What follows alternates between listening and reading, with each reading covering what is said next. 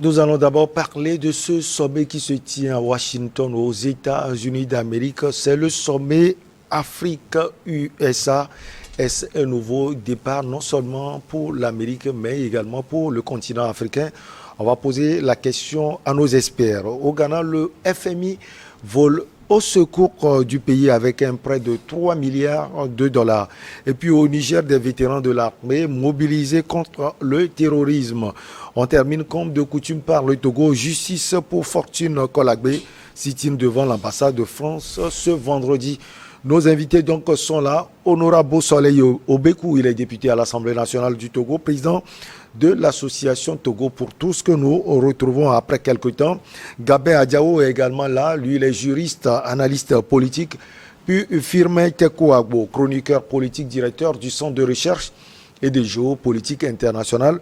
Firmin Tekouagbo, on va les saluer. Honorable, c'est toujours un plaisir de vous avoir sur ce plateau. Ça fait quelques temps. Vous allez bien?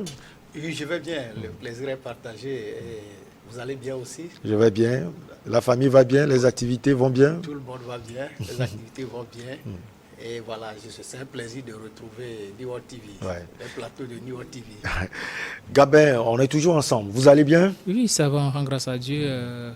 On dit salut spécial à toutes les dames qui sont au marché et à tous les hommes qui sont dans la rue pour apporter le bonheur à leurs enfants et à toute la population. Et à leur endroit, je leur dis d'être assez prudents. Parce que nous sommes en fin d'année, on sait tout ce qui se passe et il faut être assez prudent dans la rue. Firmin Tekouagbo, bonjour, vous allez bien? Oui, bonjour Michel Takwa, merci de m'avoir invité. Je vais bien.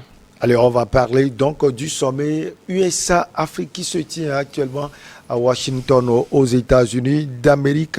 On voit la participation à Washington justement de 45 chefs d'État africains dans le cadre du second sommet des dirigeants américains et africains.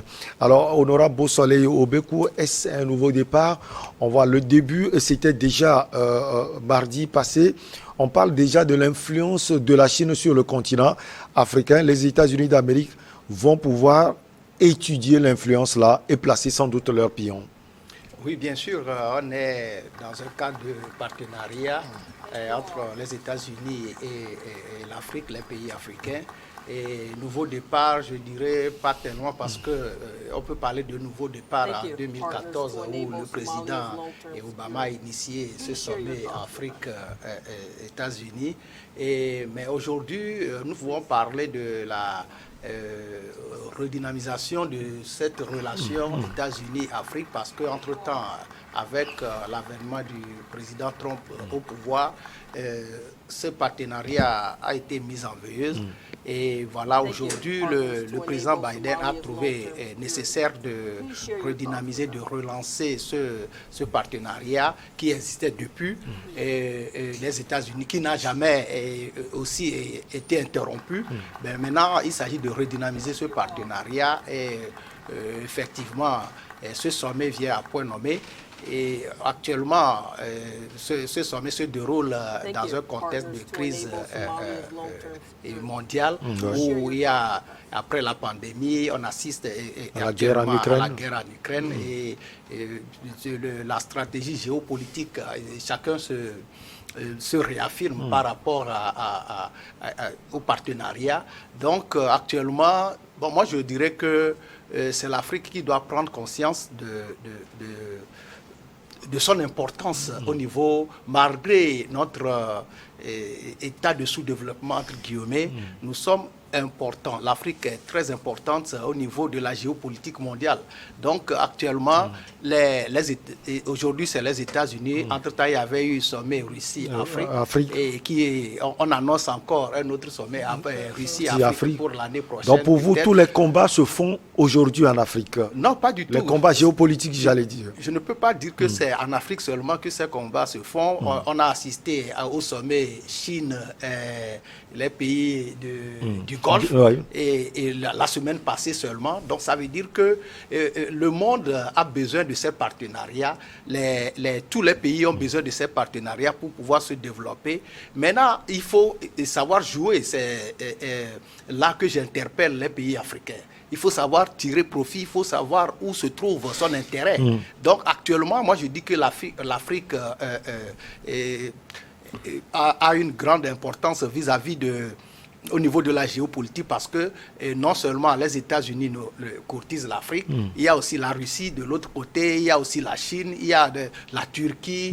Les grandes puissances nous courtisent. Maintenant, c'est à nous de pouvoir, parce que c'est la chance pour nous. Nous sommes courtisés de gauche à droite. Maintenant, il faut capitaliser. Il faut arriver à faire le bon choix. À faire le choix, la diversité, c'est ce que les Africains ont adopté, mais il faut savoir tirer son épingle du jeu et surtout faire en sorte que ça profite uniquement à l'Afrique, parce que quand vous êtes, je ne dirais pas en position de force, mais nous sommes très importants dans ce sphère géopolitique, donc il faut savoir en profiter. Avant de vous donner la parole, Firmin Teko Agbo et Gabin Adjao, on va écouter le secrétaire américain à la défense, Lloyd Austin. La Chine étend son empreinte sur le continent quotidiennement, nous le voyons bien. Et ce faisant, elle étend également son influence économique, ce qui perturbe la paix sur place, car elle n'est pas toujours transparente dans ce qu'elle fait. Et cela pourrait avoir un effet déstabilisateur si ce n'est pas déjà le cas. Du point de vue des États-Unis, il ne s'agit pas non plus d'une compétition avec les autres. Il ne s'agit pas de dire à nos amis et partenaires, vous devez choisir. Il s'agit d'offrir un véritable choix, un véritable partenariat et, espérons-le, de construire ensemble une dynamique vers le haut et non une dynamique vers le bas. Alors, quand on écoute Lloyd Austin et Anthony Blinken, Gabin Adjao, on sent véritablement que la proie qui est devant, c'est la Chine. Quelqu'un dit, oui, il faut diversifier peut-être les partenariats, mais il faut chercher le bon partenariat. Et l'autre dit, la Chine n'est toujours pas claire dans ses approches. Oui, c'est une manière de tirer le droit vers eux. Aussi, ils sont dans une guerre d'idéologie. Et je pense qu'aujourd'hui, les États-Unis se trouvent confrontés au service qu'est en train de proposer la Chine, au meilleur service par rapport au service que proposaient les Américains. Et ils se trouvent confrontés à ça aujourd'hui. Les Africains, la plupart des pays aujourd'hui, diversifient leur partenariat vers la Chine, la Turquie, l'Inde et autres. Donc, ce qui fait que les Américains se retrouvent dans une zone en miniature et ils pensent que c'est le moment de pouvoir redorer leur blason. Anthony Blinken a dit quelque chose de très important et il ne s'agit pas de leur demander de faire un choix, mais de leur proposer un véritable choix. Et le choix là, je pense que ce sera beaucoup plus profitable aux pays africains aujourd'hui. Moi, vous savez, les pays occidentaux ou bien les États-Unis ne vont rien faire qui ne va pas dans leur intérêt. C'est premièrement leur intérêt qu'ils cherchent. Et quand tous ces pays-là courtisent l'Afrique aujourd'hui, les Africains doivent savoir que quand on dit que l'Afrique représente l'avenir du monde, ce n'est pas pour rien qu'on le dit. C'est parce que nous avons de réelles potentialités et il va falloir que nous-mêmes nous profitions et nous sachions comment faire pour profiter au maximum de ces potentialités-là, de nous vendre beaucoup plus cher. Moi, j'ai même un peu de... ça me fait un peu mal quand on dit sommet USA, sommet Russie-Afrique et tout ça. Un seul pays qui appelle tout un continent. Moi, premièrement, je me demande, c'est nous qui sommes la femme, et quand tu cotises une femme, il faut se déplacer pour aller vers la femme. Mais aujourd'hui, c'est nous, la femme, l'Afrique, qui se déplace vers l'homme. Et on sait combien ça coûte le déplacement des présidents africains. Certains se déplacent pour ce que je sais, à près de 180 millions de francs CFA par voyage. Et moi, je me demande si Joe Biden se déplace pour venir vers l'Afrique et si on fait cette réunion-là au niveau du Congrès de l'Union africaine, ce ne serait pas mieux, ça ne serait pas beaucoup plus profitable pour les continents africains pour qu'on se sente véritablement respecté chez nous au lieu de se déplacer, et déjà le canivet est établi. On sait déjà les sujets à débattre. On va parler de lutte contre le terrorisme. On va parler de l'AGOA qui pour moi est véritablement le seul point assez plausible qui va permettre au continent africain de se développer et de pouvoir exporter ses produits sans grands frais. Et aussi sur la lutte contre le climat, le changement climatique. Et moi, je me pose la question de savoir, l'Afrique tout entière n'émet que 5% de gaz à effet de serre. Et je ne sais pas pourquoi on va encore appeler les Africains à pouvoir réduire leur production de gaz à effet de serre au détriment de ceux-là qui eux-mêmes sont déjà à près de 35%. Alors que nous, c'est maintenant que nous venons de commencer notre industrialisation, ça pose véritablement un problème. Il va falloir que nos chefs de l'État sachent véritablement poser les problèmes et aussi poser de réelles revendications pour que, à la prochaine, ces genres de situations ne se reproduisent pas. Qu'on fasse ces sommets-là en Afrique, je trouve que, ce sera beaucoup plus mieux là. C'est nous qui allons inviter, pas le contraire. Mais le cas ici, c'est que, c'est Joe Biden qui nous a invités. Et quand on t'invite, tu ne peux pas refuser en fait. Donc nos 49 pays s'y sont rendus, même si un des présidents va revenir au pays beaucoup plus tôt pour pouvoir être aux côtés de son peuple. Je veux parler de Tshisekedi. Donc les 48 autres vont rester là-bas. Maintenant, quel est le profit qui va être tiré? Reste à savoir, parce que en 2014, Barack Obama avait déjà fait ce sommet-là. Qu'est-ce que cela a apporté de plus important aux populations africaines? On n'arrive pas à le quantifier jusque-là. Alors, Firmet Ekouagbo, il a dit beaucoup de choses. Il y a le changement climatique, la lutte contre le terrorisme, les échanges commerciaux. Il a également parlé des luttes d'influence. Aujourd'hui, qu'est-ce que les États-Unis d'Amérique peuvent apporter à l'Afrique et vice-versa, quand on sait que le passage de Donald Trump, l'ancien président américain, n'a pas été cela vis-à-vis de l'Afrique, il faut le préciser. Voilà. Moi, je retiens juste un mot de tout ce que vous avez dit. Influence. Vous savez, dans les grands livres d'histoire, vous trouverez l'Égypte, vous trouverez l'Éthiopie. Mais timidement, vous trouverez la France et peut-être vous ne trouverez même jamais Washington. Mais vous trouverez l'Éthiopie, vous trouverez l'Égypte. Ça veut dire que l'Afrique a existé. La puissance du monde, c'était le centre, à un moment donné, c'était l'Afrique. Si vous lisez bien l'histoire, l'Égypte a été le grenier du monde. Quand il y avait de la famine partout, donc les gens venaient en Égypte. Et aussi, vous voyez un peu aujourd'hui, on parle de déplacement d'Africains vers l'étranger, vers les pays occidentaux. Ça existait aussi en Afrique avec les Platons qui venaient se ressourcer, apprendre en Égypte. Ça veut dire à l'époque, l'Afrique avait existé. Mais comme on le dit toujours, on le dit souvent, la terre tourne.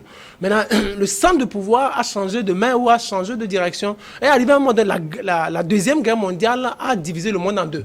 Le bloc Ouest et le bloc Est. À la fin de la guerre froide, on a assisté à la dislocation du bloc soviétique.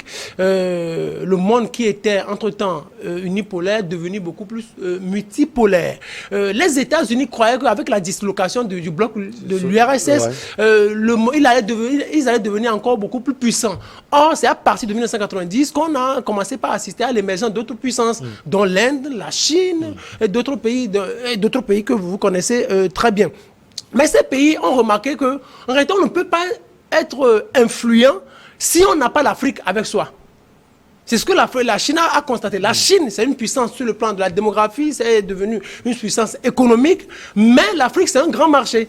Vous ne pouvez pas devenir puissant si vous n'avez pas l'Afrique avec vous. Les Chinois ont compris cela, c'est pour cela qu'ils ont l'Europe. Quand vous voyez, la plupart des ports européens aujourd'hui sont contrôlés par les Chinois. Donc ils ont l'Europe, ils ont aussi l'Afrique, parce que l'Afrique c'est plus de 2 milliards. Une grande partie de l'Afrique. Une grande partie de l'Afrique. L'Afrique, démographiquement, c'est plus de 1 milliard 300 millions d'habitants. Et en 2050, l'Afrique va aller à plus de 2 milliards d'habitants. Donc cela, il faut l'avoir. De plus, l'Afrique est un continent suffisamment jeune, où la jeunesse importante, ce qui n'est pas évident dans les autres continents. Alors si vous avez vos entreprises et vous voulez les faire fructifier, allez en Afrique parce que le marché déjà est important à ce niveau-là. Les Français l'ont compris, ils ne peuvent pas lâcher l'Afrique. Bon, je parle de l'Union européenne dans sa globalité, l'a compris. Mais les États-Unis sont en train de se rendre compte qu'avec cette puissance ou cette émergence de l'Inde, avec cette émergence même de l'Israël, qui vend ses renseignements. Donc avec tout cela, avec la Turquie, bien sûr, 90 millions d'habitants, la Turquie qui s'impose aujourd'hui en Afrique avec ses feuilletons, et avec ses tissus, avec ses pantalons, avec ses chaussures, avec ses portables, avec sa sécurité aussi, parce que la Turquie vend de la sécurité. La Turquie vend des matériels en termes de renseignement, en termes de lutte contre le terrorisme. Si vous allez en Libye, vous verrez que la Turquie a une place. Les Turcs sont là. Donc les États-Unis se disent, avec cela, donc je suis un peu embêté. Donc il va falloir restructurer mes relations avec les autres parties du monde. Alors sinon on arrive à avoir l'Afrique. Ça veut dire... On a tout d'abord le marché, on a aussi les renseignements, parce que n'oubliez pas que la CIA est prête dans presque tout le monde entier. Oui. Or, Israël, c'est bien sûr, bien que ce soit un partenaire, c'est aussi une menace. Des États-Unis d'Amérique. Oui, mais ce soit un partenaire, mais c'est également une menace, parce que Israël vend déjà Pegasus. Donc c'est un marché aussi pour l'Israël. Donc il va falloir revoir tout ça là, pour pouvoir, autant on a l'Afrique, autant on a aussi les... Selon vous, ça va porter les fruits escomptés? Non, ça va porter les fruits escomptés pour les États-Unis. Parce que les Africains, nous, c'est comme, je vous donne l'exemple de nos amis maliens. Les Maliens, ils ont un sous-sol riche, mais ils ont l'uranium. L'uranium, par exemple, ils n'ont pas encore une structure pour pouvoir l'explorer et pouvoir l'exploiter. Donc, vous imaginez, donc quand les États-Unis voient des choses comme ça, ils se disent, ah, c'est des marchés qu'on peut avoir. Donc, ça va beaucoup plus profiter aux Américains qu'aux Africains, parce que c'est comme vous avez quelque chose, vous n'en connaissez pas la valeur, moi je vous impose la valeur que moi je veux, c'est ce qui va se passer. Donc les États-Unis veulent... C'est là la différence aujourd'hui, parce que quand vous prenez les partenariats avec la Russie, en tout cas je n'ai vu aucun document, c'est ce qu'on nous dit, que ce sont des partenariats gagnant-gagnant. Mais avec les Occidentaux, ce n'est pas forcément cela. C'est ce que les gens disent. Non, mais même avec la Russie, ça ne sera jamais un partenariat gagnant-gagnant. Parce que nous ne maîtrisons pas le fonctionnement moderne du monde. Ça ne peut jamais être possible. Parce qu'on ne maîtrise rien en ce qui concerne le terrorisme. C'est comme moi, j'ai l'habitude de dire que presque tous les chefs d'État africains sont des aveugles. Parce que les renseignements qu'ils nous les fournissent, ce sont les Occidentaux et aussi une partie des Orientaux. C'est quand on nous prend les renseignements, ça veut dire qu'il y aura les coups d'État qui vont se multiplier. Parce que c'est avec les renseignements qu'on dirige le monde ou qu'on dirige son État. Donc, avec ça, là, on n'a pas de technologie. On n'a rien qui exploite. Qui exploite nos matières premières? Qui exploite nos matières premières? Alors, qu'est-ce qu'on veut? Il n'y aura jamais de partenaire gagnant. En tout cas, du moins pour le moment, ceux-là qui vont profiter de ce sommet-là, ce sont les Américains. Quand Austin, il l'appelle le secrétaire à la défense, parle ou désigne un peu la Chine, moi ça me fait sourire. Ça me fait, quand il parle de droits de l'homme, quand il parle de démocratie, qui sont invités aux États-Unis? Le dictateur tchadien, il est aux États-Unis. Il fait partie de ces 45 chefs d'État. Vous parlez de droits de l'homme, vous invitez des dictateurs. Celui-là qui vient faire un coup d'État, parce qu'il est soutenu par une puissance, et vous désinguez la Chine, que ce soit les États-Unis, que ce soit les Chinois, mais ils sont tous là que pour les intérêts, et aussi c'est influencer le reste du monde. Allez, on va marquer la petite pause, on revient pour la suite avec nos chers invités, les experts.